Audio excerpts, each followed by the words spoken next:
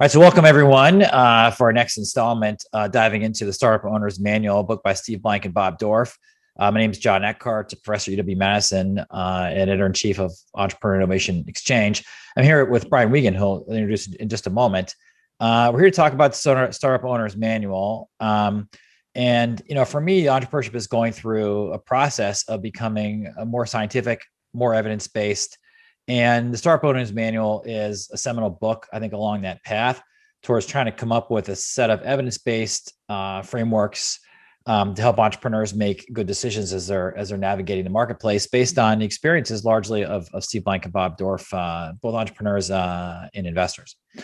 And we're fortunate today to have Brian Wiegand here to go through chapter 4 and kind of have a conversation around some of the highlights here, things not to miss, and also maybe some other contributions from Brian's own experiences. Brian is sort of if you think about entrepreneurship as sometimes an act that people kind of commit, they think of a great idea and they start a company and that becomes their story. And on the other end of the spectrum, you have entrepreneurs that start multiple companies and their career is spinning them up and then exiting them or moving them onto the other management. And Brian is more the latter, someone who I really think of as a career entrepreneur. He studied economics at UW-Madison and then dove into a career in entrepreneurship in Madison, Wisconsin, and started several companies and sold them, including selling one to Microsoft along the way. And is in the middle of managing another company that he's recently started. So he's a lot of experience in finding product market fit, trying to figure out what markets to pursue in the first place, which are very much topics that they're covered in this chapter. So we're very fortunate to have Brian here with us today.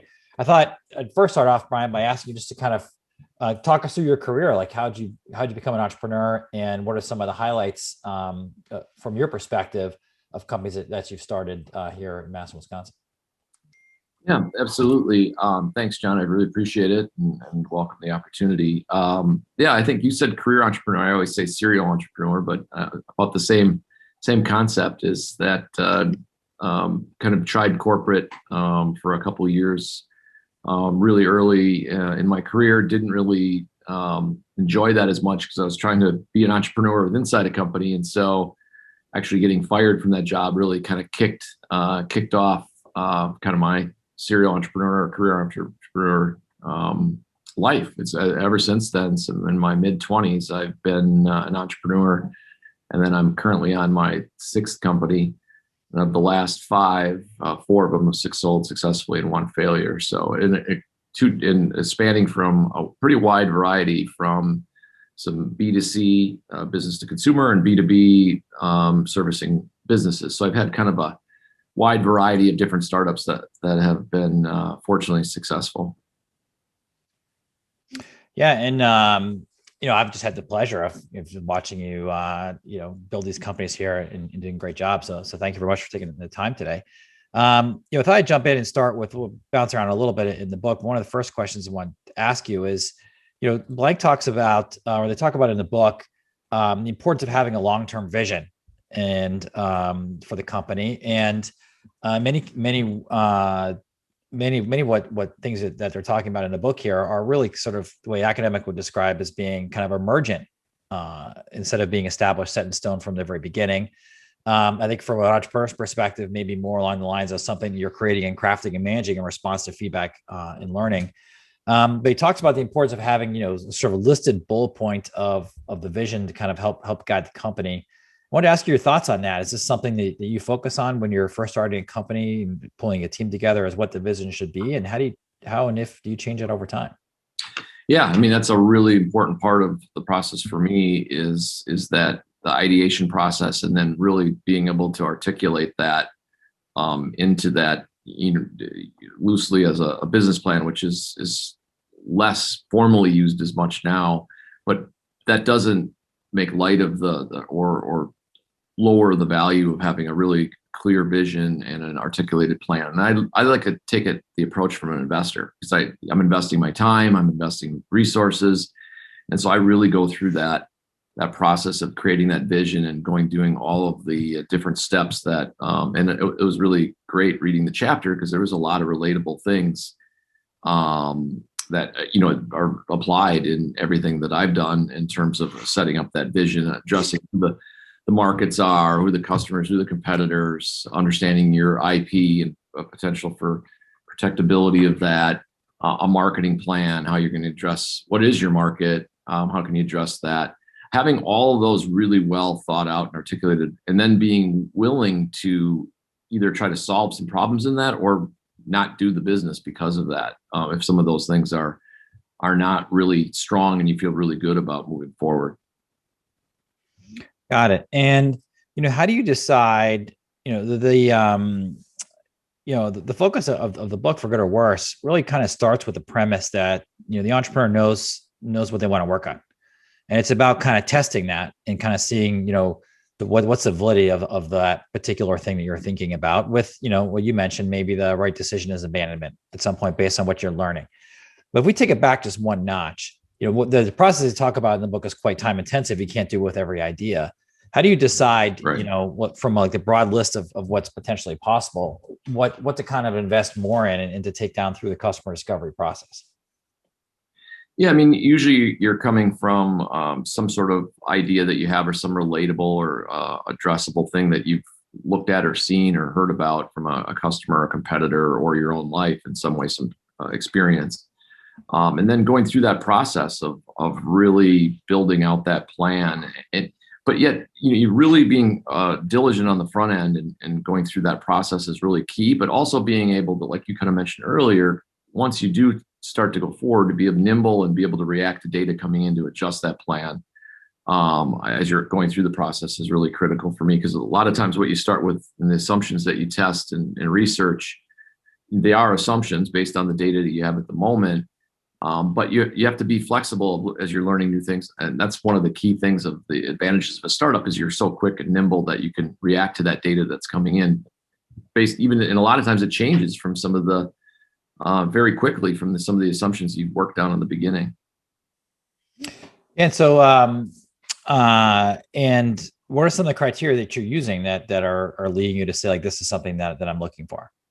Yeah, I mean, understanding who the customer is, understanding just like the book was talking about, the different addressable markets, and trying to zero in on what your value props are and competitive advantages are, and your ability to execute within those. And how do we acquire the customers? Is it affordable? In a multi-sided kind of marketplace that I'm currently working on, a 3-sided marketplace, so it does have some challenges, and it's a dimensional problem because you have multiple customers and they're sometimes very different in terms of some of their needs and addressability. So you spend a lot of time on doing all of those, almost kind of picturing yourself in that business and flowing through from under and actually doing some data gathering in terms of even calling customers, talking to customers, trying to understand the competitive analysis is really critical in that phase, and come up with, I think the book talks about the market hypothesis and actually developing that and having that really crystallized and actually putting it down on paper and then I always like having a co-founder so you can bounce that off and kind of validate some of those assumptions you're making, either with additional data or just from other people in the industry or a co-founder. So do you feel like the role of the entrepreneur is to know what should be done as far as like you have a vision for the product, maybe to kind of channel one interpretation of Steve Jobs, like, he knows what the iPod's supposed to look like, and his job is to convince the team and make them make an iPod for him to sell? Or is the role of the entrepreneur something like kind of like what Blank and Dorf are describing as sort of more of the manager of uncertainty and using a particular method or process to kind of move from, the unknown to basically the known, where the known is like a product or thing that you're producing? What are your thoughts on that? Or would you frame the question in a different way? Yeah, no, I mean, I think that's really interesting because I generally, my style, that's where I, kind of from a co-founder standpoint, generally partner with someone that is a little bit more diligent in the data and really kind of testing different hypotheses or challenging different things. I generally come from more of an inner vision, like more of the Steve Jobs approach. And I feel like the job of that entrepreneur, you're the chief salesperson. You have to really kind of own that idea and be able to convince others of that idea to bring people on. Your customer, every one of the constituents involved in the relationship of the entrepreneur with the outside world, I think that entrepreneur is really responsible for conveying that vision. So having a really good, solid understanding of that, and then surrounding yourself with people that can actually really execute and be able to test that kind of concept out, and do the research to on each of the different pieces from the market, the addressability, the competition, the other things. But I think both are really important, and it's nice to have kind of both pieces into that team when starting a company. I just have never started one on my own because I just think it's such a difficult process, and it's so easy to self-delude yourself on some of this data. That's why some of the process in the book is great to actually get it down and organize your thoughts in that way, and not let just the vision convince you in a way that this is going to work without going through that process. So it's nice to do both, actually have a good solid vision and a solid process. You know, one of the things that I love what you're talking about here is there are very close parallels to the scientific process. And so science is like designed to train the scientists not to lie to themselves. Because we all do. We want to see things. We want to be the great person that came up with the new theory that's totally true and validated. So we look to validate what we believe instead of to falsify, which is just to put our theories in situations where we could see that maybe they don't work. And what I like about this book is actually provides a framework to kind of go down that path also. And it's really what you were talking about there as well. It's like, look, I like to have a co-founder because, so maybe a little bit more data driven than the way I'm thinking about it, so that I don't lie to myself. Right. So I think it's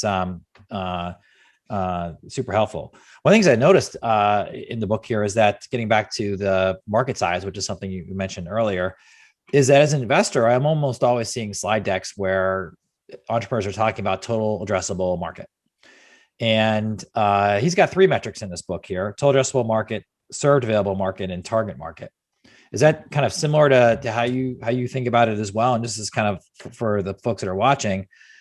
He's defining target market as who will be the most likely buyers, the served available market as how many can I reach with my sales channel, and total addressable market is like how big is the universe of possible buyers for my product. Yeah, I mean, so I use all 3 of those for different reasons. One, I when I'm trying to convince an investor of the big vision, the big picture of what's the ultimate potential for everything that I could potentially do with this business or this market hypothesis. And so then I'll use that when trying to get the big picture from an investor perspective. But then when you actually move down the channel in terms of creating a marketing plan and start executing and creating a product, you have limited resources. So you want to bring that into a very small set of market to focus on initially. So really all 3 have a good use. More the total addressable market from the investor standpoint, and then the third one was served available market. Served available. And target market. Yeah. So I use that from an initial execution in terms of the building the product and doing any marketing, because you generally are in an austere, limited resource situation, just naturally, generally with an entrepreneur. So you really have to create some real defined execution goals initially, and that's where I'll use that very specific addressable market at the beginning. Yeah, and how are you like navigating, or how do you calculate how large these different markets are? Let's take total addressable market, for example. Yeah, I mean, each types of business are a little different how you'd approach that, but just getting some data as research is really great. So, like an example of Spin Live that I'm working on right now, which is a 3-sided marketplace with influencers, brands, and then the end user customers into a TikTok for shopping kind of app. And so there's a number of different customers. And so you're looking at the market, each of those, again, like I was saying before, in a multi-sided situation, you have to kind of do this analysis for all the different sides of the marketplace. And so, just to go with like influencers are, in our situation, YouTubers or Instagrammers. And so looking at the potential market, and we're targeting women. So we would look at all of the, as much we can get data on the influencers, and our 20 to 40-year-old women is our, the category that we chose was the best situation for this particular business idea. And so just kind of getting data on what that looks like and how big that market is. And then the brand's kind of a similar exercise. And the end user is when you can really have kind of a generally a much broader view I'm thinking from the total addressable market, and you use that from an investment perspective, but then actually create those specific marketing plans. You zero those down into your initial serviceable market that you're going to start with. And data, really, just researching and using other types of data. And I mean, I think looking at competitors as well and who they're serving and how they're positioning and what they're doing, I think is really critical, that you can kind of navigate and create your own value proposition and that sticks out and you feel it can defend and actually execute against. So there is a discussion about this like bottom up versus top down approach towards coming up with these market sizes, whether it's total addressable market, served available market, or target market. What are your thoughts on that, on the two different approaches? I do both, right? I mean, I think it's nice to kind of build it up from the bottom, and then compare that from the top down approach. I definitely do both. It's really critical. And do you feel like, I'll share my own bias here, which is I find that, the kind of top down market approach or assessment or size estimate approach is very quick and easy to do. Like you're looking at, numbers of people, for example, that might be in a category that might buy the product that I'm looking for. You can use like census data, demographic data, things like that. I think I like that because it gives a good sense, a gut of like what's there and should I spend more time. But as an investor, like what really, makes me get excited is when I see like a bottom up approach where you can see a company that's even in the earliest stages through interactions or, through little tiny bits of sales to have little hints of a potentially repeatable sales process of a group of people that are kind of homogeneous in some way that you can kind of extrapolate up from that where they might be. And I like that because I feel like those kinds of estimates kind of include the target market, potentially the served available market, because you're kind of playing with the channel at that point, probably. And also total addressable market. Do you have thoughts on that? Or do you agree with that? Or do you say like, John, like, one of the things that people miss when they're focusing on bottom up is blank?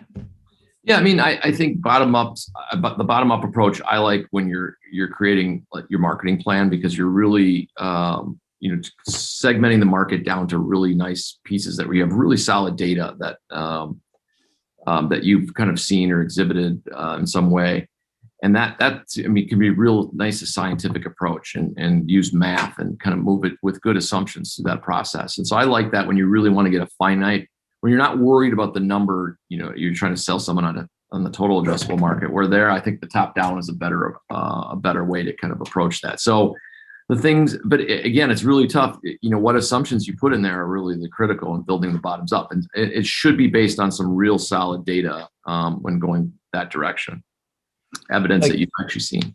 Do you have an example in your mind you could share with us where maybe the bottom up approach like steered you wrong? Yeah, I mean, I think a couple times in a few businesses doing the bottoms up approach actually was missed, or a little bit ended up to be too small because the data that you have wasn't all encompassing, meaning I guess a good example was just using some data from the customers that we actually in our initial kind of beta test and what we saw, and use that data to build up from there in terms of the market size. And it was biased by our initial data set. And so it really kind of ended up trimming the potential down. That's why I think it was nice to have the top down approach to kind of marry with this to kind of test those assumptions. It ended up just creating too small of a market size that I didn't think the opportunity was big enough by doing the bottoms up. So I think the data can really be so critical, like a closure rate, a market, an example of the percentage of different market customers that you have, and applying those assumptions of data that you have can be really misleading in a way of kind of creating the full opportunity. From a statistician standpoint, I feel like these fundamentals, these classes that are often overlooked by students around the nature of sampling and understanding what populations you're sampling from, so that then what inferences you can make, and so what generalizations you can make really come into play here. And there are really big business writers that are writing about this. There's a great book, Crossing the Chasm, And this book's, you're smiling. This is a book that really says, like, the folks that are your early adopters, they're great to learn from, but they're often not, they're often maybe people who really have acute need for the problem or passion for the problem that you're trying to solve, or whatever product that you're selling. And they can send you very different signals than the broader, larger market of people that you really need to sell to be successful. And I found that a great, business implementation of that. And I find some of the approaches that are often used in the customer discovery model can lead you to go down the wrong path sometimes, because you're working with these early adopters. Yeah, no, I mean, actually, that's a great point. And Crossing the Chasm is a great book, and it is a really, and it's funny. It's been many years since I've read it. It's an older book, but we actually reference it often because you can get lost in when you're building a product or creating a marketing plan, and trying to solve the whole problem in day one. An example would be with Spin. It's a shopping app, but we at least narrowed down for 20 to 40-year-old women. So that if you think about everything that a 20 to 40-year-old woman might purchase, if you take a look at the whole market, trying to get that solved in day one is just too much to handle. So then you start thinking about, from a bottoms up approach, maybe it's just shoes or handbags or fashion or beauty. And then so you look at some of those, and then when you just like you mentioned, from a Crossing the Chasm perspective, take a chunk of that and then even address the 20, 40-year-old women and maybe narrow that down.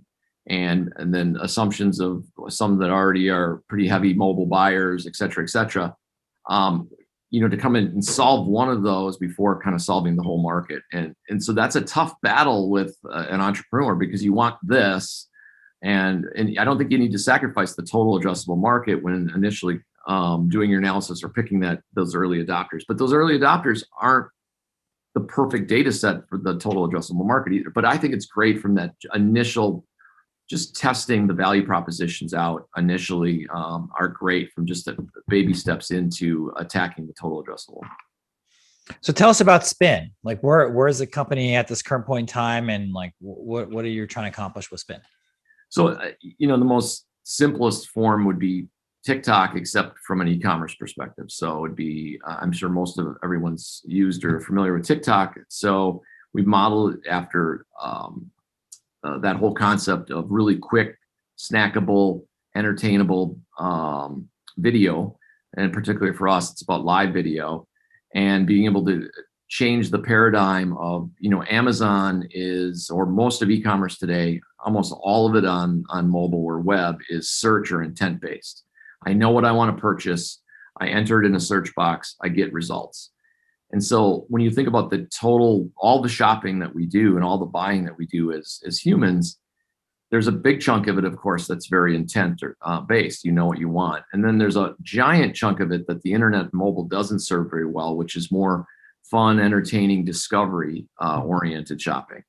As you're walking down the street and you see a store and a display and you walk in and end up buying something that you didn't know you were going to buy that you ended up buying on a particular event. So the mobile and web, and then also that's often done socially. You're with someone, you're doing other things.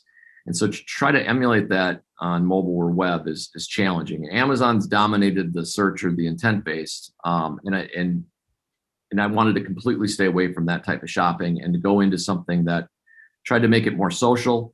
The question I always ask, shopping is very social. And when I always in a room with people, I always, how many times have you been on mobile or web with someone else shopping? It's essentially zero. It's a very by yourself kind of experience. And so trying to open that up, make shopping more fun and discovery oriented. We think TikTok is a really good example of discovery-based entertainment and swiping through and watching that type of content. So we're trying to apply the same thing to commerce. Until talking with you here, I've never really thought about it in this way before, but it's almost like Amazon and those platforms are like asynchronous social shopping where I can go and get reviews and everything else. And so I'm leveraging the community, but it's not synchronous social shopping. But a lot of the stuff I do with like my friends, I'll go kick around a mall or like, go kick around downtown or something like that. Like, many cases, like a purchase will most likely happen, but it's not like it was a purchase that I was intending we're there, we are, we're just kind of exploring around. We see something that we like. I think you're right that there's a fascinating space here to operate in, around synchronous shopping. And you think about how much influence, and there's also, because you always use the mall or walking down the street as an example, but then now there'll be new, because that's what I use as well when you think offline to online, but there'll be new type of synchronous experiences, like spin is one of them, that'll be developed, I think, adapting to the format of online or mobile. And so it's exactly right. It's utilizing the synchronicity of friends and social, but then on top of that, the influence that others have that impact your purchase decisions. And another kind of way to look at it is, another way to kind of segment and look at the value proposition is, because I was at first did synchronous and intent based. Another way to look at it is thinking about that there's so many choices now. So like if I type skin cream in Amazon and I get 40,000 results, how am I supposed to narrow that down in a way to match my tastes or my needs? And that's a challenge. And so I think the next phase, the next 5-10 years will be about AI and other types of methods to try to find that skin cream that I may need or want. And one of those giant opportunities that have emerged over the last few years is influencers, right? So I follow people that are kind of tastemakers for me, the ones that I like, that I like their content, I like their choices, I tend to listen to them. And so if they're going to talk about and mention a skin cream that they use, that's a different way of shopping versus type skin cream, get 40,000 results and narrow them down, search intent based, versus with my friends or people that have influence to be able to make recommendations to me of those and make that purchase. And I think that's happening more and more. In a classic example is Kim Kardashian says she likes this dress. That dress is going to get a lot of sales. And I think that's a new kind of discovery oriented way. If we can use influencers and a more of a, not a search and a listing of products, but more of a discovery based upon people that I associate as people that are similar to me, that I have interest with similarly, that would be a good way to get recommendations versus more of and also using live video, you get a multi-dimensional view versus a 2D image on Amazon and reviews that are text-based. So it's more interactive and participative, synchronously with your friends. So we're having a great conversation here around like a vision. We kind of talked about that earlier about synchronous, online shopping versus asynchronous. And now we're kind of getting into the nuts and bolts of like, different theories of like products and so on to test. What's your next step?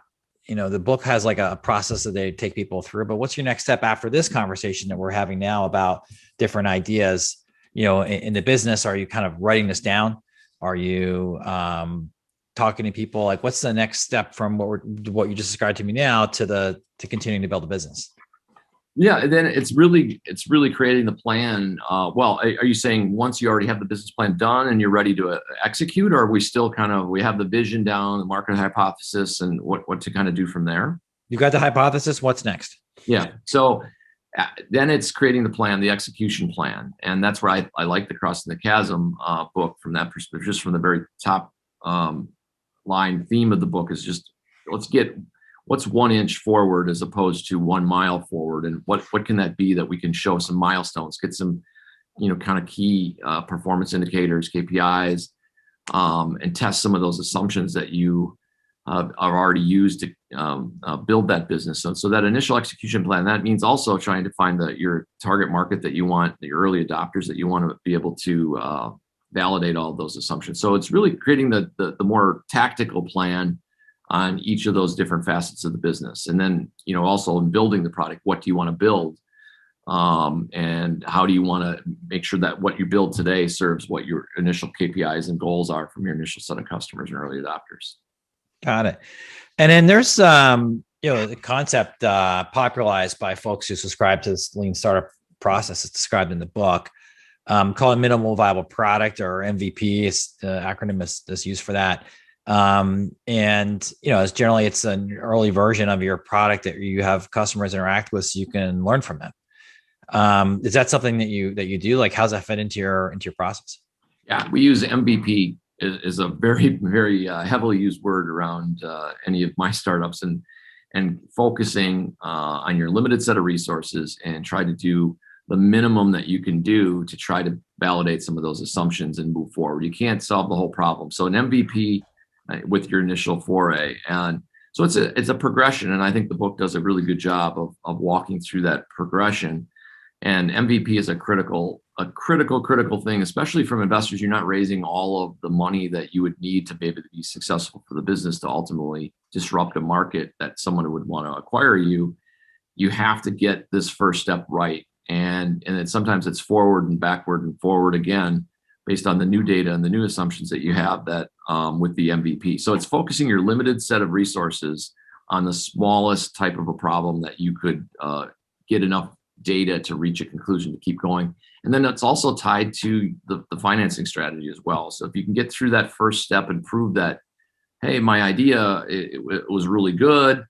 The data is proving out. I've made some adjustments. Now kind of moving from there is really baby stepping through this process from the product, from the market, the customers, and the investors as well. So talk us through, if you don't mind, an example from, your past or the current business, whether it's like biz filings, name protect, jellyfish, or current business, where you had like that, the MVP and then some of the back and forth, things that didn't work and it's something that worked, and then click, like you found what you were looking for. Talk us through that, because I think there's a fair amount of discouragement in this process, and there's also, I think, a lot of variance in uncertainty amongst the first-time entrepreneurs about like what should be in that MVP. Like, how do I actually really use this to learn? Yeah, you're right. It's excruciating and it's difficult, and you really have to be disciplined because you have this big vision. You're excited, and particularly when you're raising money, you want to have a market that you can get a sizable exit, so the investors are happy from the exit standpoint. And so you want to attack, and you see the opportunity, and you see all of these things that you could do, and all of these features, and and so an example would be, I guess, just like I'll go with business filings actually as an example, where it was an online incorporation service helping businesses manage all of the forms and practice to create an LLC or a corporation and do that seamlessly on your own, essentially, without having to hire a lawyer to do more of a forms practice. And so that's a giant problem because there's 50 states. There are, dozens and dozens across each state of different types of regulations and rules and laws and processes for each state is completely different. And so when doing that, obviously, I'd love to create a service on day one that solves all 50 states, that does all the different types of corporations and all the filings and all the different things you could do, and then be able to launch that out to all of the different businesses, the startups that are starting to want to form a corporation. And so that would be the idea and the big vision. So what we did is we really had to prove out a few things. That we could find customers easily that were at that early stage. It's really hard to find someone that's just starting a business out before they form their corporation. So we wanted to test that assumption out in an MVP and make sure that we could streamline operationally the service across all 50 states. So we did it in a handful of states and did some initial market testing in our MVP to do that and understand the operational flows. Because starting, I knew of the total market and the excitement and the growth of startups, but I didn't know we could scale that and find businesses early. So we had to test that out in an MVP. And we actually found that we could use search-based advertising, like SEO or SEM but when this business was around, Google didn't start yet, that there was Excite, Lycos, Yahoo, Alta Vista, and other ones. So buying those keywords of someone typing in incorporation was an assumption that we had that we could find people pretty easily. And that worked really well in our initial kind of MVP, so that we could test that. That what we also learned, it was going to be a lot more challenging from a operational standpoint. Even with a couple states, it was such a quagmire of dealing with state governments that we had to kind of go back and re-look at our offerings and how we were going to price it and how we were going to scale it across the country. So it was a really good MVP that actually had some things that we had to change, and some things that really, really worked out well. And some of our data assumptions were right on. Something that, I picked up on what you're talking about there that I've probably not emphasized enough in my own mind is you really described, the MVP as sort of a means of business discovery, not just market discovery. Getting into like, wow, like we learned the processes it would take us to serve, these particular markets. And one of the things that I think is very important for business people that are just first starting out is that business is in many respects like, you're building for quality, some level of quality you're trying to achieve, and all the little pieces that fit into the puzzle take a lot of effort. And so I think this, using MVP to not just discover who your customers are, but how to serve them well is something I think is often overlooked in the model. Yeah, I think that's right on, actually. I mean, like, there is the text testing, the market assumptions, but there's also, can you scale and how do you price the business and be profitable as well? Some initial assumptions on understanding relative to the competition. But yeah, can we, this one's a really complicated one with 50 states times dozens and dozens of filings and different process in each one. And so understanding that, and we had to adjust our pricing assumptions that we had and our profitability assumptions a ton there. So yeah, I agree with it. It's the MVP serves two things: the market analysis, the customer analysis, but also the operational and tactical kind of components that have a number of assumptions in that MVP as well. And it sounds like that might be part of how you're deciding what your MVP might be. So in this case, it was like, hey, we picked certain states, that would enable us to kind of learn those things from it. So talk us through your MVP process as it stands today. Like, how do you decide what should be in the MVP?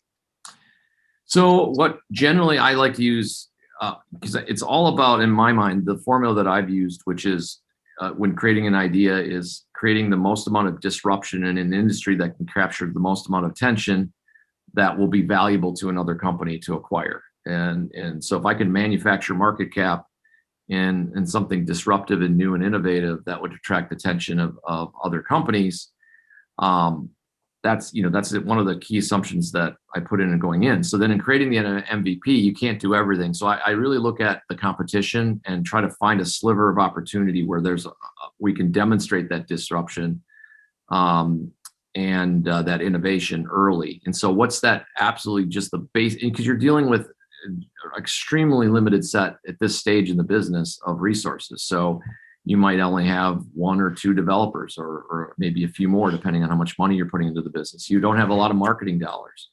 So you can't fail in this first step. So you have to and it's such a tough process, and it is excruciatingly painful because you got this idea that's way out here, but yet you just got this ability to prove something small. And so it frustrates me as kind of a visionary that this product that you build and test is just so limited of what the whole idea is. And you question whether that's even enough, and what is enough and what's not enough. But I go back to what's the maximum amount of innovation, or just I like to call it disruption, that we can do with our limited set of resources and apply it to the most finite set of customers in the fastest expedient way possible.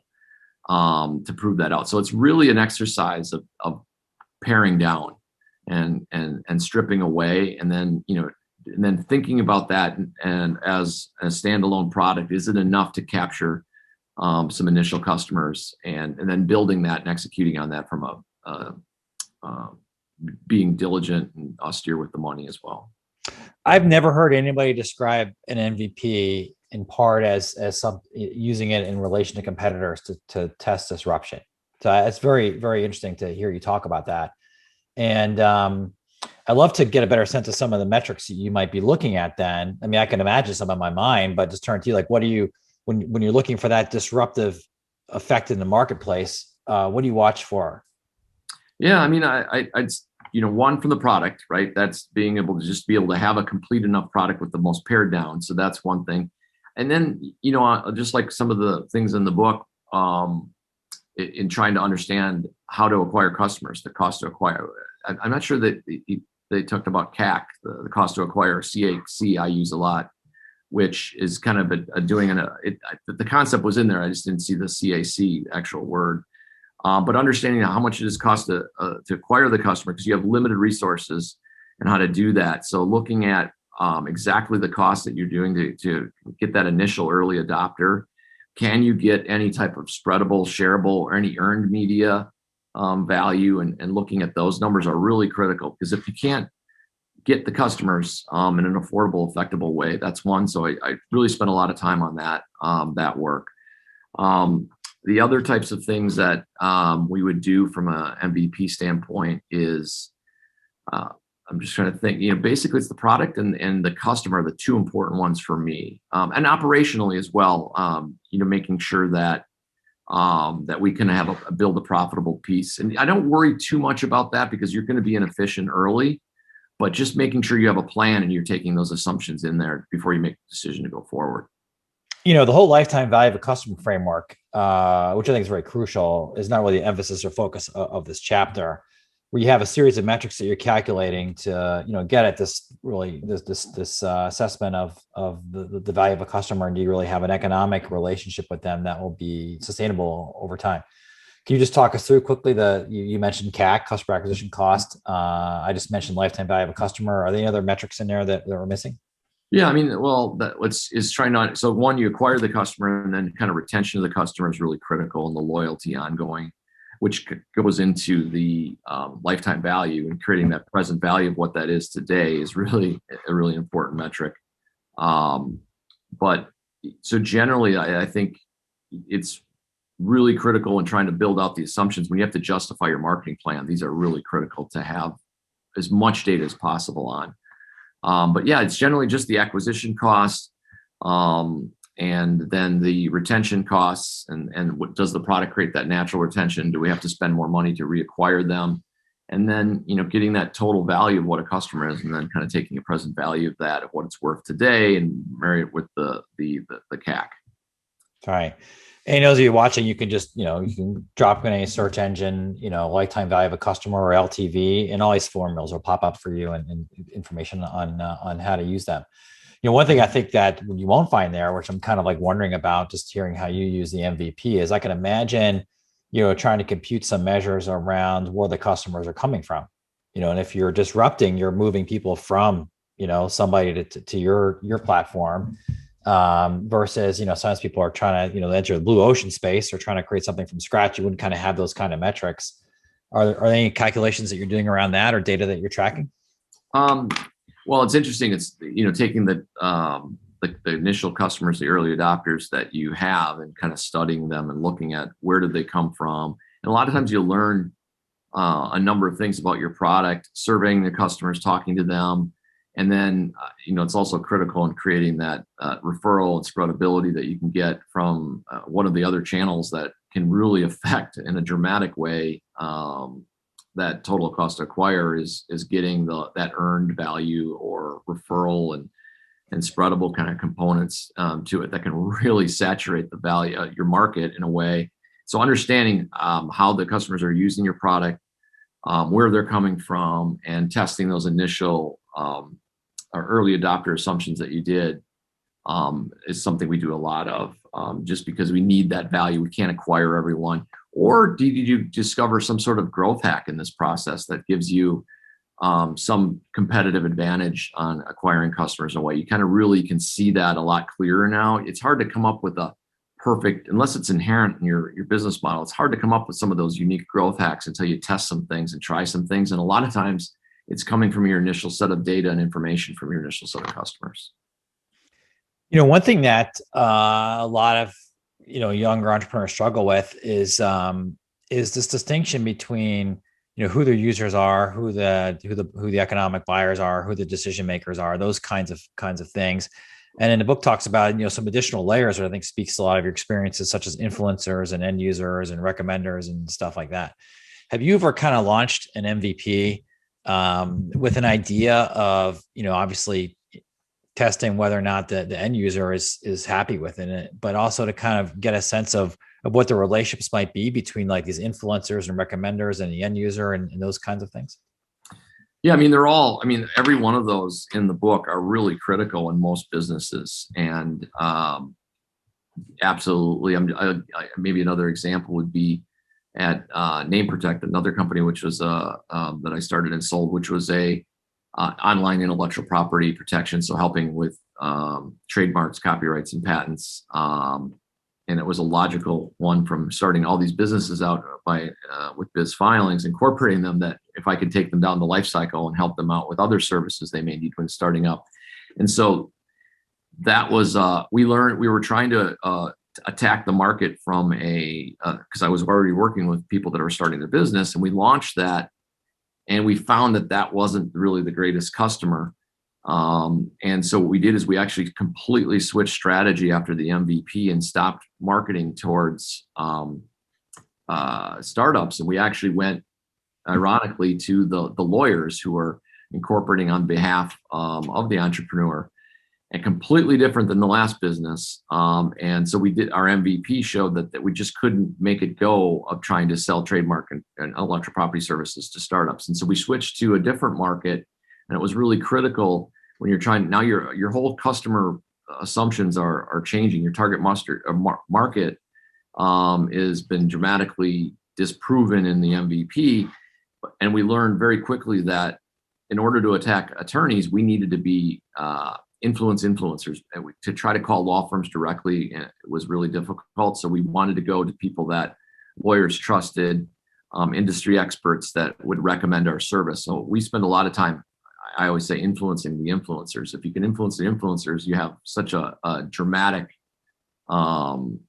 ability to execute coming from someone. So in that, and then actually getting some referrals from, once we did get some attorneys, to get some more referrals, that was a really, and then understanding what type of person in the law firm was buying the product, and how to create the marketing plan to attack that person as well. So those are some of the things that I think of as an example of going through the different types of buyers that we had and how we used each of those to try to attack the market.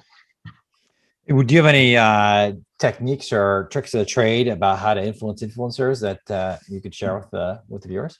Yeah, I think it's identifying who the key influencers are and focusing a really acute level of energy on those.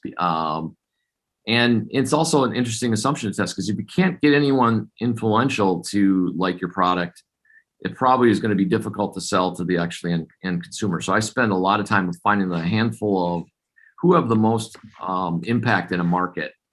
And an example, I guess, with Spin is we could attract a lot of influencers that might have 5,000 or 10,000 followers. And so we really, let's focus on, Kim Kardashian or something would be on the other end. But if we could find someone with 1 million followers or more than 1 million followers that had tremendous amount of influence, that it was already doing a lot of things from an e-commerce perspective and sold a lot of things and had a lot of influence. So we focused on trying to we identified 5-10 of them that we thought were really perfect influencers for us, and really drilled in to try to get their attention. And unfortunately, we were able to get one's attention, and she kind of adopted the product, and it really helped. That's probably an example of that. And then understanding also, when we were broadly kind of looking at it, what type of and again, just looking at market data of the influencers, which ones were the right type of ones to attack. Was it minimum 1,000 followers, minimum 5,000, minimum 10,000? And so we did a lot of testing of the ROI on their ability to, by putting a story out and how much impact that would have in being able to purchase products.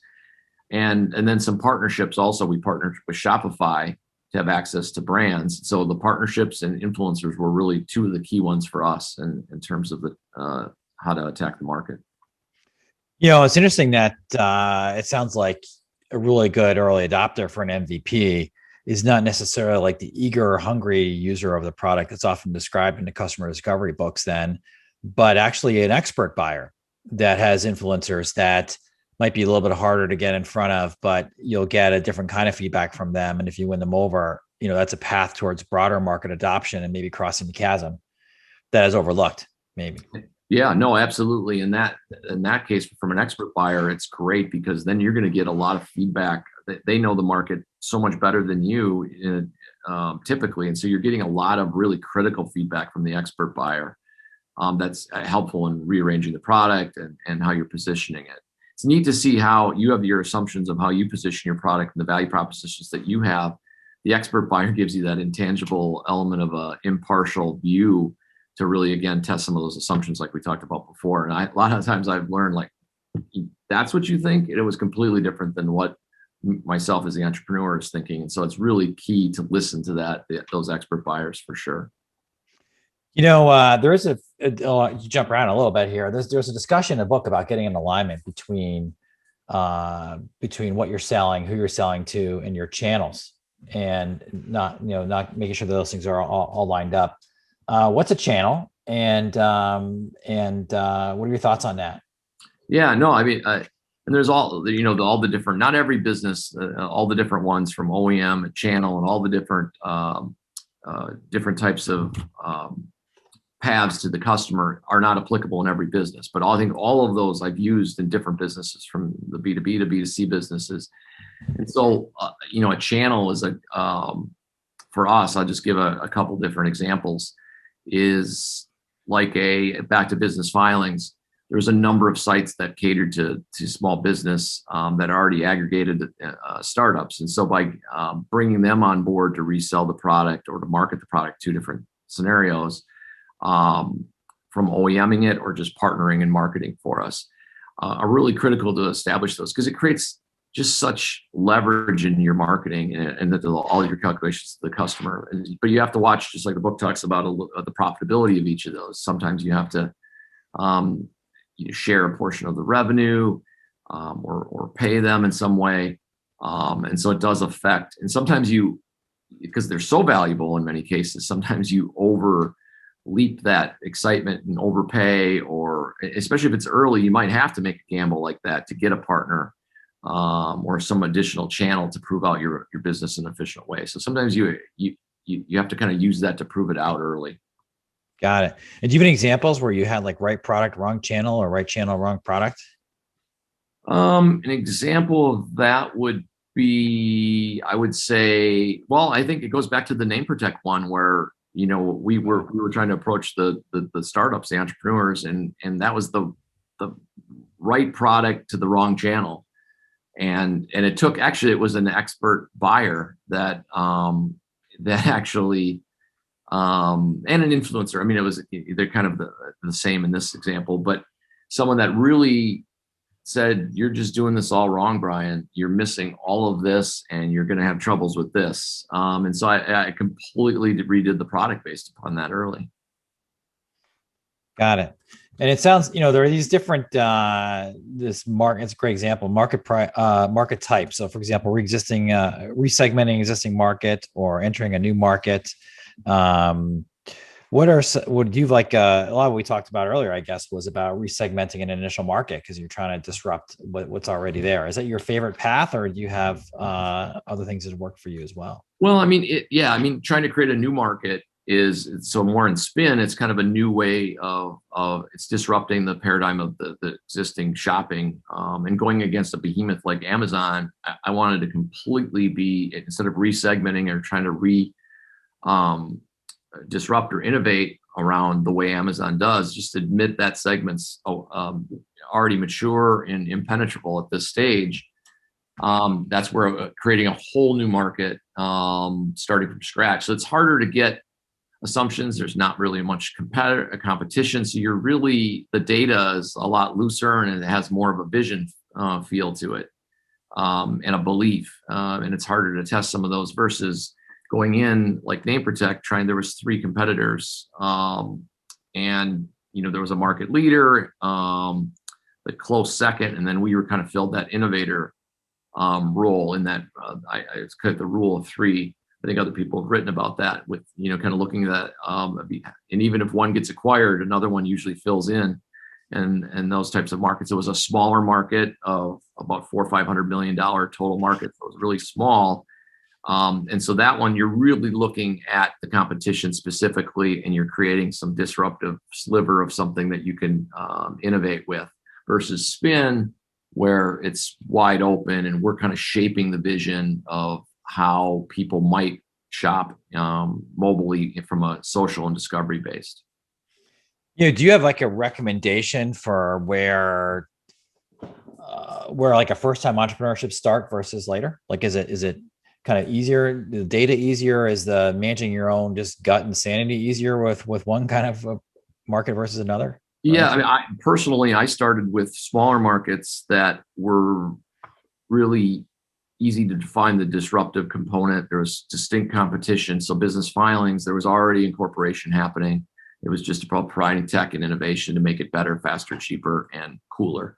And then same with, and then the second business was name protect. Similarly, as a smaller industry, and it's easier to get data. It's easier to look at your competition. It's easier to create an MVP and focus. It's easier to find influencers. It's easier to find expert buyers, your initial set of early adopters. All of those are really easier, never easy, easier when you have, when you're basically creating a segment of an initial market versus coming up with something completely new. And I've been doing more of that lately because those typically, the success rates are lower, but the total addressable market's usually massive, and the opportunity's huge to create a whole, like a brand new Facebook or something like that would be something that the way people don't do it now, and all of a sudden Zuckerberg created that and created this whole. And it's an interesting example. He started from a completely different hypothesis. Yeah. And ended up with something completely different. That happens a lot when you're in that more visionistic, new product, new greenfield approach. Got it. Now let's talk about things that maybe when you went through the chapter that might be missing. So, or anything that you said, hey, like, we talked about customer acquisition costs and so on as like a key thing that maybe would be a good fit for the chapter. What are the things that you say, like, hey, like this is something that really readers should be aware of, or maybe something that they talked about that didn't resonate well with you? Yeah, I mean, I thought, some of the neat things in the chapter that I thought were actually good were the little highlighted areas that were like kind of tips and watch outs and things, which I kind of, what I liked about that, and I kind of lead into some of the things that I thought were missing, which is a real practical, real world ties, because I think that is just because it's very process oriented and about being very structured and organized. I thought it missed a little of the ability to kind of not to change from the process, but to open up a little bit of gut feel and approach. A lot of times, some of the decisions you make aren't through a standard process. It's just going for it, but yet still being diligent and testing. And I thought there could have been a little bit more in the chapter about a little bit more practical real world examples, which we were kind of talking about today, and a little bit more of the advice of some of the pitfalls in some of the areas. Because if you get over analytical, sometimes you get immobilized and you just can't move forward. So sometimes you just have to kind of go for it, mixing a little bit of that into when you're baking the cake with all the other really distinct ingredients are key. But I overall, I thought I was actually, I was going into it, admittedly thinking this is going to be too process oriented and very impractical. But I actually found just the opposite. I actually found some of the words we always don't use all of the technical words all the time, but I almost thought every one of those principles in the chapter were, like dead on to real world experiences. So I thought it was really interesting to see that. Validating what I've done and also validating the way to help others do it. So it was really validating in a way. Yeah. And I hope this video is helpful to people as well as they kind of watch through and it aligns with their experiences. So I just got maybe just kind of to wrap things up here a little bit, just wanted to ask you if there are other like thoughts or advice you have from the perspective of a career entrepreneur for those folks that might, or in your terminology, serial entrepreneur, for those folks that might want to go down that path, like, aspects of it that you really enjoy, challenges maybe also from going down this path you've had to deal with. Yeah, I mean, it comes down to risk, right? And making the decision to jump into it. And especially if you're brand new, I think that's why these processes are awesome to go through, because you've never done it. It's nice to have like this chapter when dealing with market hypothesis and customer analysis and cost to acquire. All of those things are really critical. So I think it's great to, on the first one, to really try to follow that a process and talk to other people. But it's always, it almost always ends up in, this is hard to do. I'm not sure this is going to work. There's so much data that can really tend to put stop signs in front of you or yield signs. You can always convince yourself to not do it. But you also, there's the other side of the equation where you're just so finite and I believe this is going to work So I've seen a lot of people that will go with that attitude and not run and actually run a process. So if you're in that, or I guarantee it's going to work, I know it's going to work, I would go through a process and test that. The other side of it is if you do the process only and you don't leave a little bit of the gut feel, and you just kind of you have that good feeling that you think it'll work, it's a balance of, and that's like I said from the beginning, it's nice to have a co-founder. And so one advice would be always get a co-founder, because you can't multidisciplinary, all those things in the chapters. And this just one sliver of starting a business is nice to have two different types of personalities to validate that, test those assumptions, just anecdotally at the very least. And so that's always going to start a co-founder. The risk mitigation is something really critical. I always tell everyone it's harder to start a business when you're 30 or 40. This is the time to take a chance and go for it. And because the risk is usually a lot lower in your life at that stage. So if you do have some energy or enthusiasm towards moving in, this is the time of your life to do it. Because it's bringing people into the startup, and hiring are generally people that have experience from other jobs, and they always have not as much today anymore, but it's because now everything is, startups are a lot more prevalent today in our community and across the country than they were 10, 15 years ago. So it's a little easier, but it's always hard to make a leap into a risky startup later in life. Mortgages and car payments and families and other things. So this is the right time to do it. And I think it's the other thing so I'm rambling here, but I thought, don't be afraid to fail. And so even if because I think sometimes failure is so ingrained that generally in most situations, failure is bad, but in startups, failure is part of it. When you got 80-90% of the businesses fail, allow that, take that in when you're approaching it, and knowing that it's okay to fail, and this is the time to test and learn and adapt. And then I would say finally, I think I mentioned this at the beginning, is your biggest advantage. I've always found from a startup, your biggest advantage is your nimbleness and ability to react to data. So if you're IBM, the ability for them to get the data and react and change their product around is very difficult. If you're a startup and 2 days in, you're getting 1 million pieces of data every day. And I can say almost 100% of all, this is my sixth business, every one of them, what ultimately sold, the 4 that did sell, are dramatically different than the initial business plan that we laid out and all the additional data. And I think one of the keys of why I think these were successful is good execution and getting good people, but it was also be able to have the to remove the pride of I knew this was going to work, and remove that and take that data and use it to your advantage, because it's your biggest asset. And be nimble and adjust the product to adapt to the market perfectly, because as you get further on the process, it's harder and harder to turn course or change, and the data is going to be less valuable from a nimbleness perspective. So those are some of the things that I think have been really successful for me. Yeah, I think one of the things that's so exciting right now for entrepreneurs that are just starting out is that if they're studying business skills, they're studying computational skills, just to your point, like they have the ability to analyze millions of data points in very short periods of time, which used to be something that the big firms could do, but little firms couldn't when they were starting out. But there's superior ability to adapt to change in the startup model versus the larger companies. And so I think part of the business training going forward involves getting your hands on these computational skills, knowing how to use them and apply them, provides a very exciting platform to jump off of into the marketplace. So, absolutely. So thank you, Brian. Really appreciate the time today. Any other parting shots or comments?